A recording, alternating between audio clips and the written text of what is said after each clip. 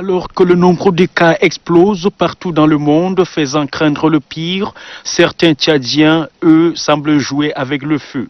En effet, depuis quelque temps, le constat est désolant. Dans les transports urbains et interurbains et les lieux de culte par exemple, les mesures barrières sont simplement négligées.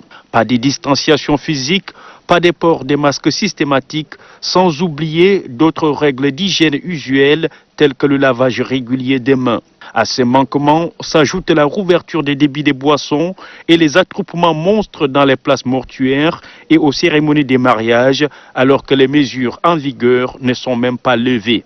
En réalité, la population semble confondre l'allègement de ces mesures avec leur levée totale. Une insouciance suicidaire favorable à la propagation de la maladie. En tenant cette rencontre avec les leaders religieux et les responsables des agences de voyage et des transports urbains, le gouvernement exprime une fois de plus ses vives préoccupations et rappelle la nécessité absolue de respecter les mesures barrières, seule arme efficace à ces jours contre la pandémie. Pour le président du sous-comité sensibilisation, il est hors de question que les bons résultats obtenus jusqu'ici soient compromis. Les efforts et sacrifices consentis à cet effet par le gouvernement et tous ses partenaires, y compris vous-même, ne devraient sous aucun prétexte être compromis.